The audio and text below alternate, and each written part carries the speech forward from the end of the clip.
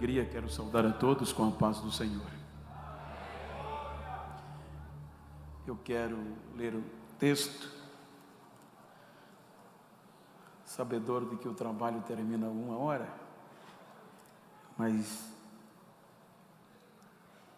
quero ser bem sucinto. Mas eu quero ler um texto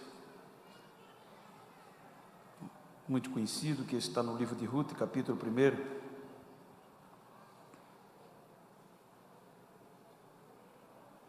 Versículo 22, a parte A. O texto diz o seguinte: assim Noemi voltou, e com ela Ruth, a Moabita. Amém? Queiram tornar os nossos assentos.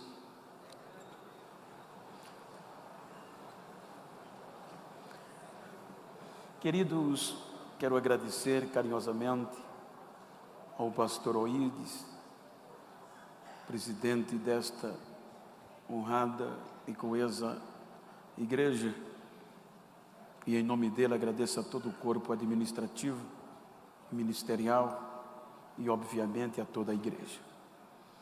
Quero agradecer ao pastor Henrique, pastor Samuel, pelo convite, e obviamente também ao pastor Carlos Maia, meu amigo, presbítero Ricardo,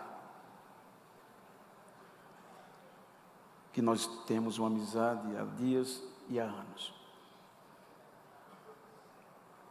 Eu gostaria de citar o nome de todos, mas vou ser bem sucinto, os irmãos me compreendam até um pouco da rapidez, como também quero agradecer a Deus por rever pastor Leandro, pastor Leonardo, o Gercinho, o Adelino, que eu tenho esta consideração como filho, a Eliana com o pastor Leandro, e em nome deles a todos os demais amigos, registrando a minha gratidão ao pastor Marcos Antônio pelo carinho da receptividade, que Deus recompense-os. Queridos, em rápidas palavras, eu gostaria de ser sucinto e falar-lhes sobre resgate improvável. Digam comigo, resgate improvável. Quando nós observamos o texto e todo o seu contexto histórico, biográfico, os irmãos hão de convir que o próprio contexto escrito e os anais da história nos mostra que a improbabilidade, a impossibilidade de nós podermos ler este texto na visão humana seria impossível. Tendo em vista por alguns motivos particulares, o primeiro motivo, os irmãos hão de convir que o capítulo 1, ou próprio a ênfase do livro, diz que todos os acontecimentos nele escrito foi justamente em um dos períodos mais caóticos da história de Israel, no período em que os juízes julgavam Israel. Então, a primeira impossibilidade que até hoje conturba alguns eruditos é como este livro, composto de 4 capítulos e cerca de 85 versículos, ele foi escrito dependente, tornou-se uma obra independente do livro dos Juízes. Então, dentro deste contexto, seria impossível, tendo em vista que os acontecimentos eram para trás escrito e inserido no próprio contexto do livro dos Juízes. Em segundo lugar, é o protagonismo deste livro, desta história, que quem protagoniza a história é Ruth, a Moabita. Se nós lermos o capítulo 23 de Deuteronômio, os irmãos hão de perceber e hão de ver que todos os moabitas eram excluídos de entrarem na Assembleia do Senhor.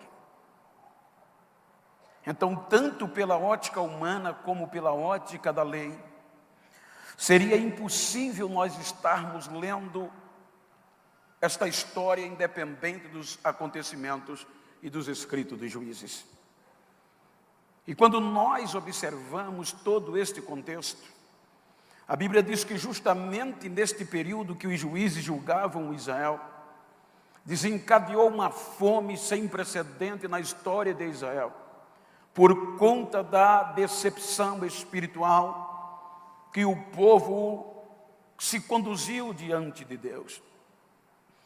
Então nós percebemos que esta fome fez com que uma família judia, hebreia, da região de Belém, da cidade de Belém, fosse afetada por esta crise, mas ainda não tinha se esvaído as esperanças, mas mesmo assim, partiu Elimeleque e Noemi para as terras de Moabe.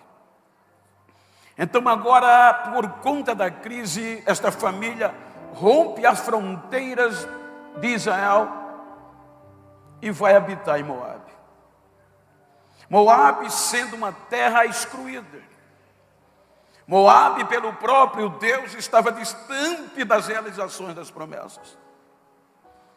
Então a Bíblia diz que habitando-os em Moabe por um período de tempo, a morte vem e leva Elimeleque, o pai da família. Então é quando a Bíblia diz que isso trouxe um dano familiar, pois eles estavam além das fronteiras de Israel, em uma terra excluída. A notícia era que Israel ainda estava em crise. E eles migraram tentando prosperar em Moabe.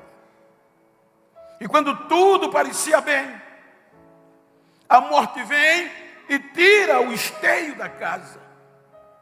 O marido, o provedor, é tirado de uma forma inesperada.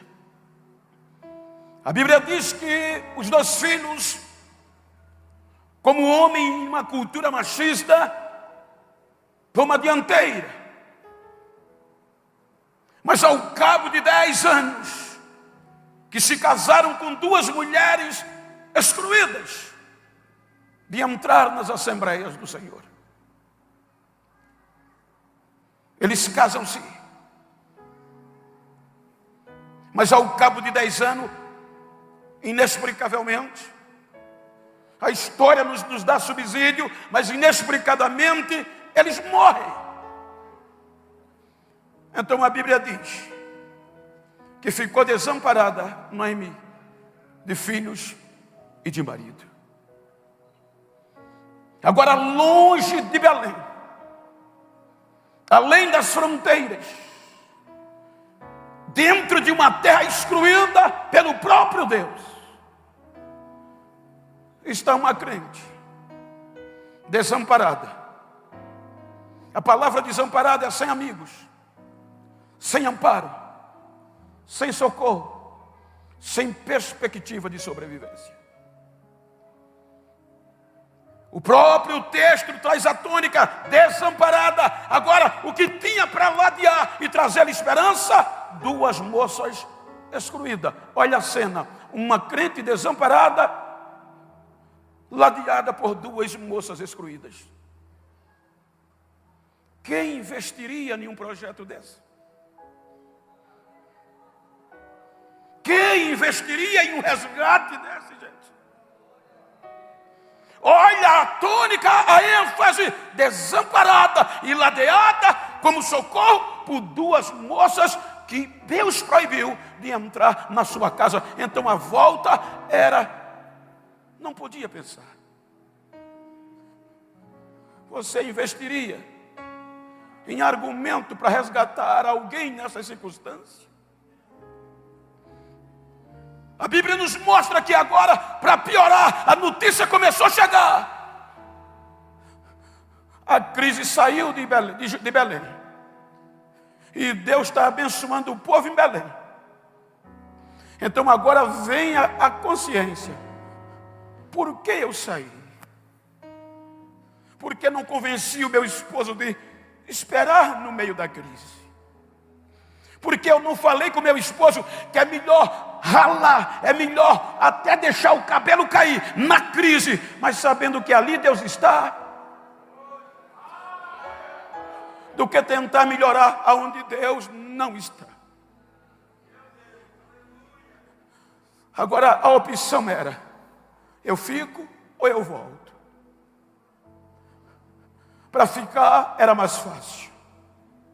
Já morreu o marido, já morreu os filhos, tem 2 instruídas, então a história já acabou. Para voltar era mais difícil. Porque para voltar tinha que encarar os dedões na cara. Para voltar tinha que encarar alguém e dizer: bem feito. Porque a notícia da miséria dela já estava em Belém. Porque eu costumo dizer, para falar dos nossos sucessos, para falar de nós, quando nós estamos na mídia, é fácil. Mas para falar de nós, quando a gente lava carro, nem todos têm coragem. Mas para falar dos nossos fracassos, das nossas misérias, você nem precisa pedir. As pessoas têm prazer em compartilhar. Então a notícia em Belém já era: sabe quem está na miséria? Sabe quem está os cacos? Sabe quem não tem mais esperança? Noemi. Então para voltar era mais difícil. Mas o texto que a gente leu, no versículo 21 diz que o Senhor foi lá além das fronteiras. O versículo 21 mostra que ela diz: o Senhor me fez voltar. Então ela só voltou porque o Senhor foi lá, aonde ninguém tinha coragem de ir, aonde ninguém investia mais. Tinha uma crente de história, que mesmo os cacos, os bagaços, a cinza, Deus investiu o seu melhor para ir lá buscá-la de volta. Aí a Bíblia diz que levantando-se ela, chamou as 2 noras e resolveu voltar para Belém. Mas em síntese, quando ela chega a um certo ponto da estrada, a ficha cai, ela dispensa as noras dizendo: voltem, filhas minhas. Em síntese, eu estou voltando os pedaços, eu estou voltando acabada, eu não tenho o que comer, eu não tenho o que vestir, eu não tenho onde dormir, e eu não posso dar mais filho a vocês. Para vocês casarem, eu estou velha. A comoção fez com que as 3 se abastassem e chorassem. A Bíblia diz que o choro foi em voz alta, em gritos. E no meio do choro, uma das noras, chamada Ofra, resolve voltar para os seus pais. Mas a Bíblia diz que a outra não voltou. A outra tomou uma decisão, gente, sabendo que era excluída, baixou a cabeça e não quis voltar. A Bíblia diz que Noemi insistia para ela voltar. Ela dizia: não insista para eu voltar. Mas filha, eu não tenho nada para te dar, nem comer, nem dormir, eu sei aonde eu vou, não importa. Aonde você for eu vou. Aonde você passar a noite eu vou passar. O teu povo vai ser o meu povo, e o teu Deus vai ser o meu Deus. E outra coisa que não seja morte vai me separar de ti. Para acompanhar alguém de sucesso, mas é fácil. Mas para acompanhar alguém nas cinzas, só Deus. Só Deus. Nada vem por acaso, gente. Tudo é uma decisão. Eu volto. Veja que a mulher na miséria não prometeu nada. Eu aprendi aqui que foi Deus que interveio. Por quê? Porque ela é excluída. Mas para preservar uma crente, Deus intervém na história, para a crente não ficar só. Eu aprendi aqui que quando o inferno pensa que só deixou uma porta e é a da desistência, que quando o inferno pensa que já levou tudo, que já acabou com a nossa história, ele não vê e não entende que Deus sempre deixa alguma coisa funcionando para não perder o crente. Então olha para esse crente que está por teu lado e diga: você não está só.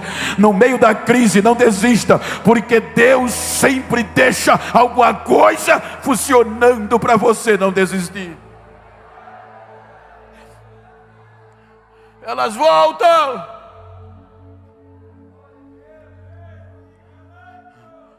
O texto que a gente leu diz assim: voltou Noemi com Ruth, sua nora. Assim como o versículo 21, quando ela vai voltando, a comoção foi tão grande que as mulheres gritavam: não é Noemi. Ou seja, em uma linguagem crítica, não é Noemi a crente. Que miséria, ela se meteu, não parece nem com ela. Veja que a situação foi tão catastrófica que ela mesmo diz: não me chame por esse nome. Ela diz: quando eu, olha que coisa linda, no meio da crise, olha o que é que ela diz: quando eu saí daqui, eu ainda saí com as mãos cheias. No meio da crise ela ainda tinha alguma coisa. Mas como o marido levou para Moabe, ela disse: mas eu estou voltando pobre, aos pedaços. Aí o versículo 22 diz: assim voltou Noemi. Ela diz: porque assim o Senhor me fez voltar. Ou seja, não importa o que digam, não importa o que achem, não importa o que pensem, o que importa é que você voltou, que você tem força para recomeçar, que você não desistiu, que você está de volta. Olha para quem está ao teu lado e diga: estou de volta.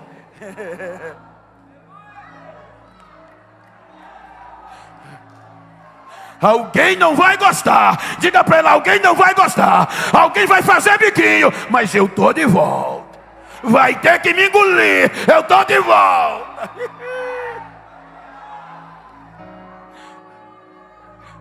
O capítulo 2 começa em uma miséria. Se Deus a fez voltar, o capítulo 2 era para ser extraordinário. Porque, Eliane Fernandes, foi Deus que a trouxe. Deus foi lá além das fronteiras em Moabe, resgatou uma crente aos pedaços. Então o capítulo 2 colocou ela em Belém, era para tudo virar de uma hora para outra. Foi Deus que me trouxe. Mas o capítulo 2 começa com uma fome, colheita de cevada, comida para ração de animal e para pobre. E para piorar, nem isso ela tinha direito de se alimentar. A crise bateu. Não tinha comida. Aí a gente questiona: não foi Deus que lhe trouxe? É aqui um dos maiores perigos da nossa geração. Foi Deus que me chamou. Foi Deus que me deu. Mas não está tendo paciência de esperar. Eu hoje recebi a ligação de um irmão, amigo meu. Como eu cheguei atrasado porque o avião de Maceió para Congonha não pousou por conta da chuva, e teve que pousar em Guarulhos, houve um transtorno, por isso que eu cheguei atrasado. E enquanto eu desembarcava o telefone, a mensagem vinha, e aquela mensagem era: vou desistir. Menino novo, eu não estou entendendo, não aguento mais, pensei que era Deus. É que Deus não trabalha feito a mídia, filho. A mídia é quem pega um desconhecido, um anônimo do nada, e no máximo 24 horas, ela coloca ele no topo da fama. Mas Deus não trabalha assim. A mídia coloca na fama em 24 horas. Mas em menos de 24 horas ela pega da fama e joga na lama de novo. Deus não. Deus machuca. Deus espreme. Deus tritura. Às vezes a gente pensa que ele esqueceu, mas quando está no ponto, dê o que der, ele não desiste mais. Quando ele bota na história, quando a mídia bota na história, não vai muito longe. Mas quando Deus bota, gente, dê o que der, ninguém tira mais. Ruth ficou para mendigar. A Bíblia diz que ela pediu à sogra para rogar aos proprietários para rebuscar a espiga de cevada. Na nossa linguagem, rebuscar ou rogar é um vocabulário de pedir insistentemente com humildade. Na nossa linguagem odierna é esmolar. E ela saía de porta em porta pedindo para ver se alguém deixava ela rebuscar, ou seja, buscar aonde já foi buscado alguma espiga que não servia nem para ração de animais. Se os escolhedores deixaram para trás, aquilo servia para ela se alimentar. Aí a gente pergunta, e Deus, calado e olhando, deixando a história ser escrita, porque ninguém chega onde chega por acaso. Ninguém deixa de Cotacana e está aqui por acaso, gente. Tem história. Então diga para quem está ao seu lado, faça história. Mesmo que rale, mas a história fala mais do que palavras. Depois de ralar, a Bíblia diz que os críticos chamam coincidência, os crentes chamam Deus puro. Depois de ralar, ela bate na porta de um fazendeiro chamado Boaz. E quem era esse fazendeiro? O homem mais rico da cidade, da região. Ela vai na fazenda dele e quando bate na porta, vai pedir para esmolar naquele campo. Ele não estava, mas o empregado estava. O empregado deixou ela entrar, soube a história e mandou ela entrar. Porém no texto e na história você percebe, ela não tinha direito a comer, ela não tinha direito a beber água, ela não tinha direito porque ela entrou para mendigar como mendiga, ela entrou como pedinte e não tinha proteção. Então coincidentemente diz os críticos, mas a gente diz Deus puro. Naquele dia que ela entrou como mendiga na fazenda do homem mais rico, o dono da fazenda resolveu ir para a fazenda. Quando ele chegou na fazenda, nada mais chamou a atenção dele. O que chamou a atenção dele não foi o gado, não foi a colheita, não foi a produtividade. O que chamou a atenção dele foi aquela mendiga que ia mendigando atrás das suas empregadas. Quando ele olha, pergunta ao seu empregado, quem é aquela mendiga? Quem é aquela moça que vai rebuscando atrás das minhas moças? Olha a história. O empregado diz, o nome dela é Ruth, é moabita. Ela veio, deixou tudo para trás e voltou com a crente Noemi. Deixou seu pai, seu Deus, seu povo.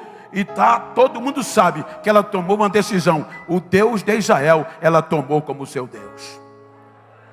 Então o patrão disse, chama ela aqui, urgente. Foram chamar. Quando ela chegou, agradeceu. O dono da fazenda olhou para ela, parabenizou.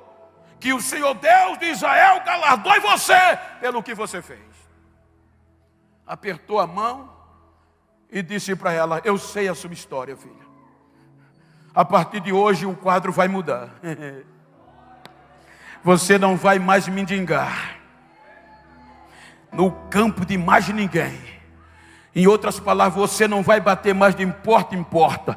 Você não vai ser considerada mais como mendiga. Você vai vir na minha fazenda, vai colher a hora e o dia que quiser. E tem outra coisa, a hora que der sede, você vai beber água. A hora que der fome, você vai lanchar. E ninguém vai tocar um dedo em você. Sou eu que estou determinando. Ei. Ela agradece e vai embora.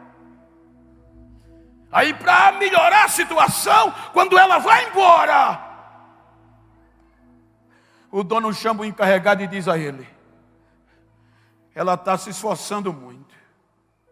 Você diz às minhas empregadas, aquelas que vão na frente, trabalhando.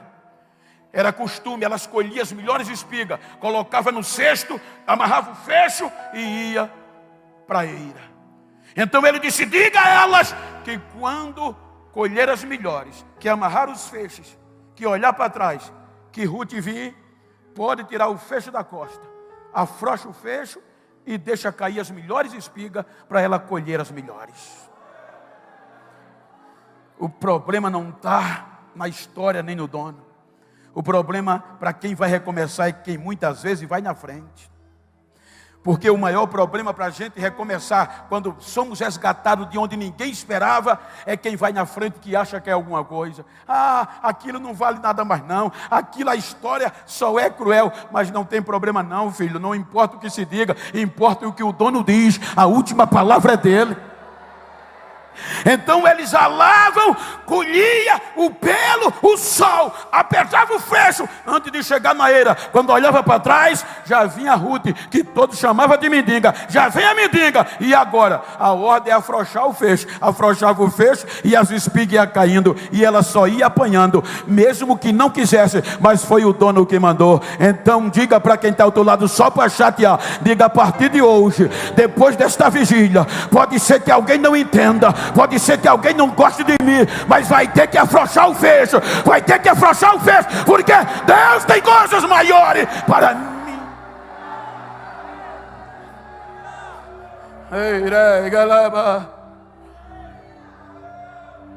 Depois que o fecho afrouxou, em síntese, o texto vai dizer, a Bíblia diz, que naquele dia ela chegou com quase 22 litros de cevada em casa. A sogra se assusta e entende que era uma ação de Deus. Então vem o processo. E agora a sogra diz: a hora chegou. A prova foi embora. Agora você vai se lavar, vai botar um vestido e vai descer a eira e vai se humilhar, porque este homem é o remidor. Ela fez tudo isso, só que ele não era o remidor. Tinha outro que tinha o direito de remir. Tinha outro que tinha o direito de resgatar e assumir. Mas quem investiria em um resgate daquele? Boaz disse a Noemi, a Ruth: eu não sou o remidor, tem outro na minha frente. Vá para casa, minha filha. Ela vai. Quando chega em casa, Noemi, a crente de oração, disse: não importa. O que é que ele disse? Ele disse que não é ele. Mandou eu descansar. Aí Noemi disse: pode dormir, filha, porque de hoje não passa. Esse homem não dorme enquanto não resolver isso hoje. É Deus que está revelando, gente. Então olha para quem está ao teu lado, carinhosamente, e diga: alguém vai perder o sono por causa de você. Ele saiu da fazenda e não foi nem para casa, foi direto para a porta da cidade. Pegou 10 testemunhas e esperou o outro passar. Quando o outro vem, veja que ele vai gritando: vem aqui! O rapaz vem. Então Boaz diz: não é você que tem direito de redimir a Noemi? Sou. Você vai assumir, resgatar as terras do falecido? Vou.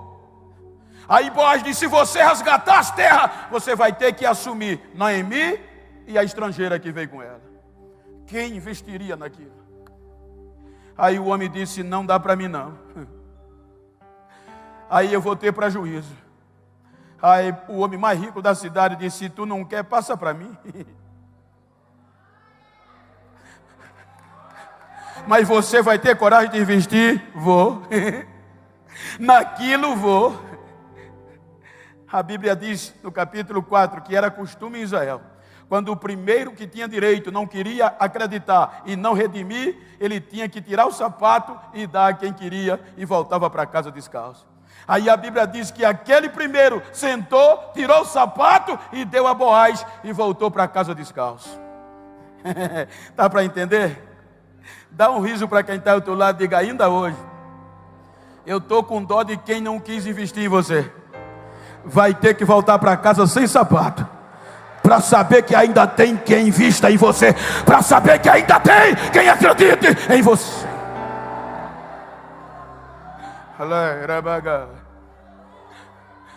Boaz assumiu. O homem mais rico da região. Não demorou muito. A Bíblia diz que quem era excluída e começou como mendiga, agora se casa com o homem mais rico da cidade e se torna a fazendeira mais importante da região. Agora Ruth era quem dava ordem na fazenda. E para melhorar, aquelas mesmas mulheres do capítulo 1, que quando Noemi voltou os cacos, começaram a gritar: quem é Noemi? Não acredito. Que situação? Capítulo 4, você vai ver elas gritando. Quando encarava Noemi, a partir daqui tinha que dizer: bendito é o Deus de Noemi, que não a deixou desamparada. Quando olhava para Noemi, dizia: bendito é o Deus de Noemi, que não a desamparou. Lhe deu uma nora que é melhor do que 7 filhos, e lhe deu um neto que vai cuidar da sua velhice. Ou seja, quem olhava para ela tinha que dar glória a Deus, tinha que dar glória a Deus. E a excluída, não vou citar, mas vou só dar um exemplo. Me permita mais uns 5 minutos. A excluída, o que é que Deus faz? Deus mexeu em 42 gerações para botar o nome dela na história. No Antigo Testamento era impossível. Quando você vai ler o Novo Testamento, você gostando ou não, querendo ou não, vai ter que encarar. O Novo Testamento começa: geração, o maior projeto, a maior revelação de Deus à humanidade. Olha quem está no projeto: geração de Jesus Cristo, filho de Davi, filho de Abraão. Aí Mateus diz: Abraão gerou Isaac, Isaac a Jacó, Jacó gerou a Judá, Judá gerou a Perez, Perez a Esrom, Esrom a Naasson, Naasson a Salmão, Salmão gerou Boaz, Boaz casa com Ruth. E está lá. Boaz casa com Ruth e gera Obed, Obed gera Jessé e Jessé gera Davi. A gente prega de Davi, a gente vê o nome de Davi, a estrela de Davi, o reino de Davi, mas quem é avô sabe o que eu vou dizer: o neto aprende mais com a avó do que com a mãe. Então Davi sentava na coxa de Ruth e dizia: vovó, a senhora tem história, vovó, ora por mim. E Ruth dizia: Deus te abençoe, você vai ser grande, você vai ser rei.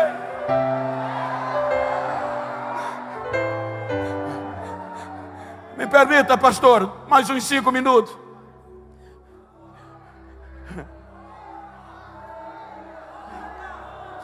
Você já ouviu? Olha eu aqui. Quem tinha coragem de investir em mim? Cortador de cana ruim. E diziam: esse nego não vale o que come. Mas Deus ainda resgata quem ninguém acredita.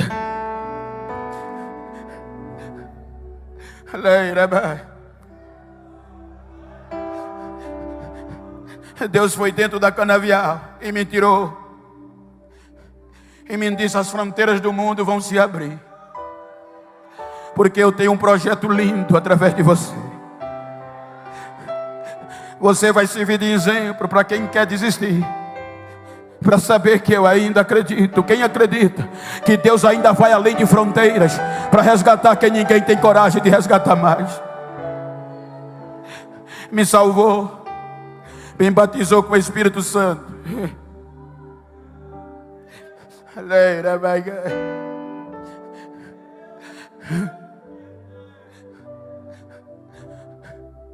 Quando ninguém acreditava,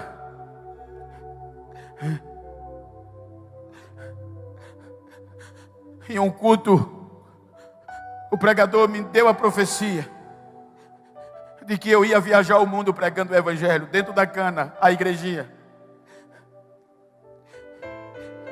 Depois de 3 dias daquele culto, um grupo de obreiros foi tentar, pela experiência e pela amizade, dizendo: Genival, é impossível, é improvável, esquece aquele culto, nunca vai acontecer. Mas por quê? Tu é pobre, tu é analfabeto, e para piorar você é preto. te conforma. E como eles eram obreiros, eu quis acreditar. E eu decidi, nunca mais eu entro numa igreja. No outro dia eu fui orar de manhã, meia hora para me despedir. E quando terminou a meia hora, eu fui me levantar e não consegui mais. O Espírito Santo dizendo a mim: fui eu que te achei. Foi eu que investi. Fui eu que resgatei. O homem pode não acreditar, mas eu acredito, eu não desisto de você. Eu passei quase 7 horas depois orando, chorando, gritando. Quando eu saí dali, o Espírito Santo disse: eu vou te mostrar quem sou eu. Quando eu cheguei perto de casa, a notícia veio que a minha filha tinha passado mal, estava no posto de saúde. Eu voltei para o posto de saúde, o médico disse: eu fiz o que pude, mas ela já morreu. Eu peguei a criança no colo, fui voltando para casa. E as pessoas zoando de mim: cadê o teu Deus? E o Espírito Santo dizendo: vá para casa não, volte para a igreja. Que eu vou lhe mostrar que eu não olho como o homem olha, eu não vejo como o homem vê, eu não trabalho como o homem. A proposta está de pé. Quando eu cheguei na igreja, que joguei a criança, o doutor foi, a enfermeira foi, os vizinhos foram, cercaram a igreja. Quando eu gritava acabou, a voz de Deus chegou. E Deus disse: foi eu que trouxe aqui para lhe dizer que eu ainda acredito. Não deu 10 segundos, a menina começou a embolar e ficou de pé dando glória a Deus. Ele ressuscitou na hora, minha filha, para mostrar que Ele é Deus.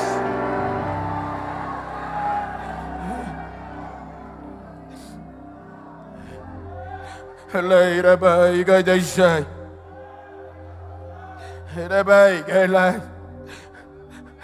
1994, eu pensava que em 95 ia acontecer. Com 2 anos depois, aqueles mesmos amigos que me disseram para desistir começaram a zoar, dizer: cadê? Qual foi o país que você foi? Em 97 foi a primeira vez que eu recebi o nome pregador internacional. Porque eles olhavam para mim zoando e diziam: ô internacional, qual foi o país que você foi? Eu ainda dentro da cana. 15 anos depois, 15 anos. O telefone toca. Era o secretário-geral da minha convenção. Genival, pois não? O pastor presidente de Alagoas pediu para você se preparar para pregar nas convenções. Agora do Canavial para o maior trabalho das Assembleias de Deus em Alagoas. Daqueles que iam na frente, os catedráticos ouviram, procuraram o pastor e disseram: pastor, aquele cartaz é verdade? Porque o cartaz na margem da BR-101, na capital. Olha a foto, cerca de 10 fotos dos ministrantes, só top, pastor presidente do Brasil, o pastor presidente geral, só os presidentes de convenção. E no meio daqueles rostos famosos, tinha uma carinha preta. Diz quem era.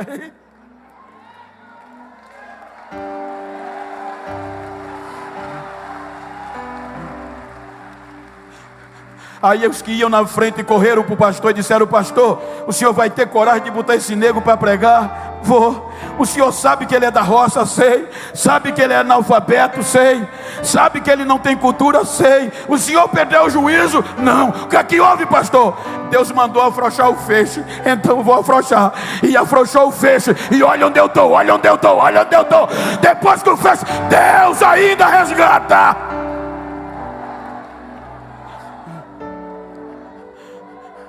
2010 para 2011, eu ainda dentro do canavial, o telefone toca, eu no centro com a cara de besta, alô, aí do outro lado, hello, era a Europa. 2012 América, 2011 América, 2012 eu não sabia nem falar, só fui dizer arigato, yeah, arigato.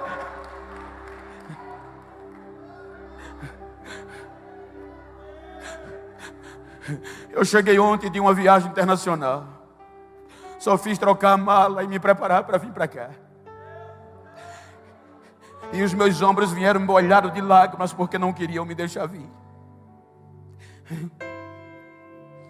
Hoje eu viajo o mundo todo pregando o Evangelho. Hoje eu prego nos maiores trabalhos do Brasil e nas convenções gerais. Sou merecedor? Não, é porque Deus ainda resgata os improváveis. Só Deus faz isso. Em um púlpito tão desejado, colocar um lavador de carro e um cortador de cana preto junto.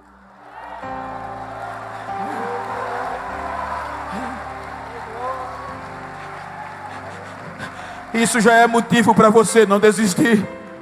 Fique de pé, por favor. Me perdoe os 10 minutos que eu passei, mas eu queria que você, se estiver perto de uma pessoa íntima, olhe para ela e vire para ela. Se é uma pessoa do mesmo sexo, vire para ela, olhe para ela. Como eu estou aqui, me ajuda aqui. Como eu estou aqui com meu companheiro, olhando no olho dela, diga para ela: não estou nem aí, quero nem saber o que dizem de você, quero nem saber como você chegou, eu quero saber como você vai sair. Diga: vou sair acreditando que eu não sou um projeto falido e nem improvável. Eu acredito que Deus ainda resgata. Diga: depois de hoje, que encontrar quem não acredita em mim, diga que a casa dele caiu. Eu não sou um projeto falido, eu sou um projeto da mão de um Deus vivo. Abraça ele. Vai,